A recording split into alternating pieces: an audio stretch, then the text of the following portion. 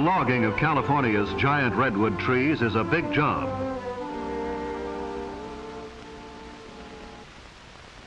Even before the trees are felled, a railroad has to be built to take the trees to the mills to be cut into lumber.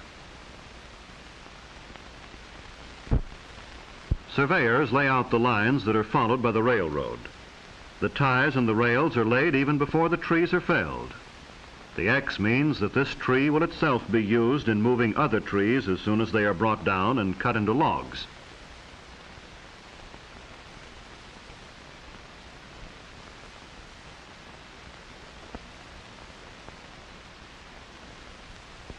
The topper will cut off the top and the tree will be rigged with cables and pulleys.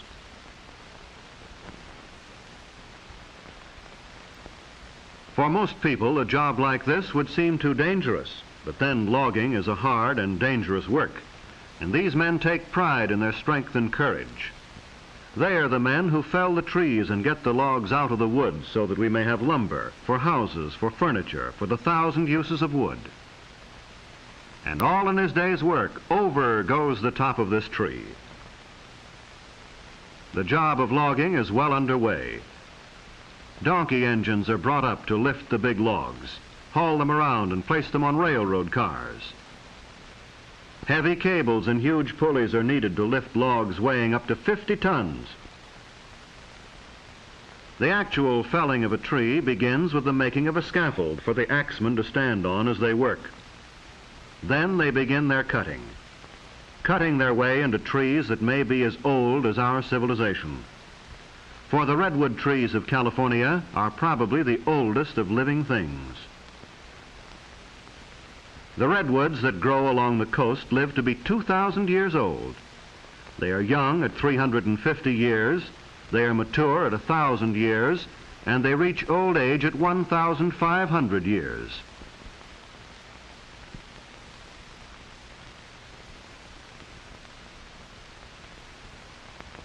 All of the world's history since Christ was born could have occurred during the life of perhaps one of these redwoods.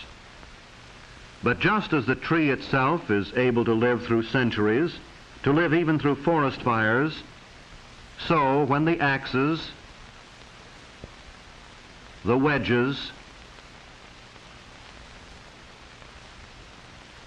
and the saws bring it down, the lumber will last for many, many years. That is why it is very valuable as lumber. Insects and fungi do not hurt it, and it actually resists fire.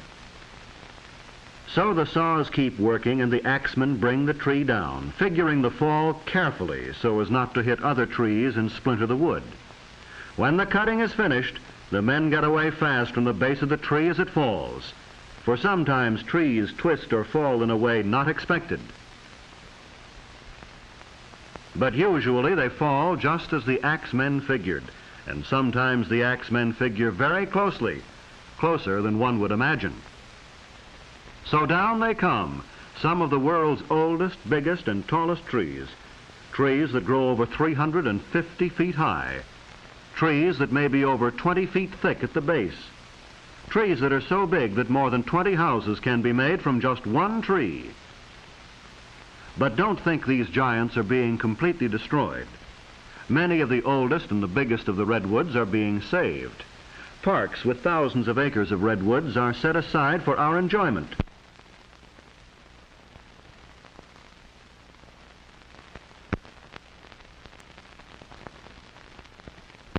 But now the logs are cut to the lengths wanted by the mills and the carpenters and started on their way to becoming boards useful to mankind. But the journey is not quick, simple, or easy. The logs must be snaked out by big tractors and loaded onto heavy trucks, or dragged by the tractors out to the edge of the clearing where they can be picked up and carried overhead toward the railroad. The logs look small as they swing easily through the air. Notice the big tongs like ice tongs that are used in lifting and moving the logs, and the booms that swing the logs onto the flat cars. But with the arrival of the logs at the railroad, A second part of the log's journey to the mill has begun. Trees that were living and growing a few days before are now on their way to be sawn into lumber.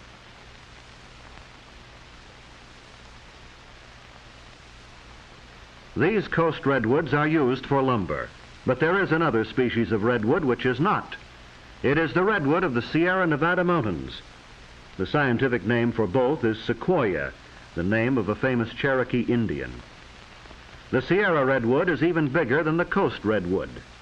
It grows to be as much as 40 feet thick at the base, and it lives longer. It may live to be 4,000 years old. Redwoods are today native only to California and a small section of Oregon. But thousands of years ago, they were to be found throughout Europe and Asia. They grew in countries that are now cold, but were at one time warm. Places like Alaska, Iceland, and Greenland. Their history goes back millions of years to the time of the dinosaurs. But here at the sawmill, the redwoods are just big logs that have to be unloaded into the mill pond. And the straight arm that is used in football is found here to be simple and efficient. Trainload after trainload comes to the mill to meet the huge demand for redwood in this country and abroad. The demand for a wood that will not rot, that termites will not eat, that fire cannot easily burn.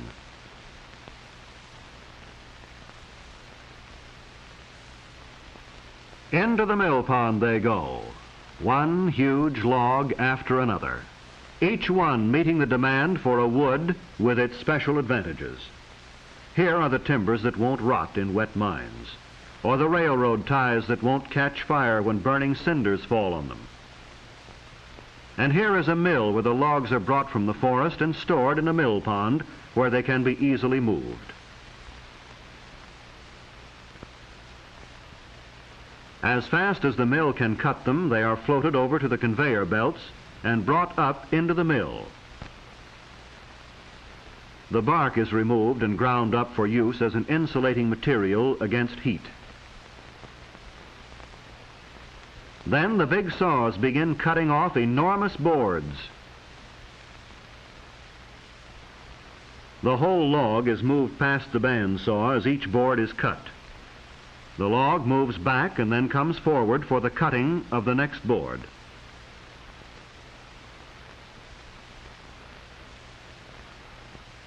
After this, the boards with bad parts in them are cut. The trimmer man in the angel's roost, as it is called, can raise and lower his saws to cut out the bad sections and save the rest. Then the boards are checked and graded for quality. From here on, with the drying and the seasoning, our redwood trees have become lumber. Instead of enormous trees miles away in the forest, we have timbers and boards being sorted and piled, stacked as high as a small tree by this hilky piler. And when the wood becomes seasoned, it will be shipped all over the world, taken from mills like this and transported to wherever redwood is needed. But when we look at stacks of redwood lumber, we may well be reminded of its ancient history, for this is lumber from a species of tree that has survived for millions of years. Trees that can withstand the insects and diseases that kill off other species. Trees that can withstand fire. Trees that tower over 350 feet. Trees that live to be 2,000 and 4,000 years old.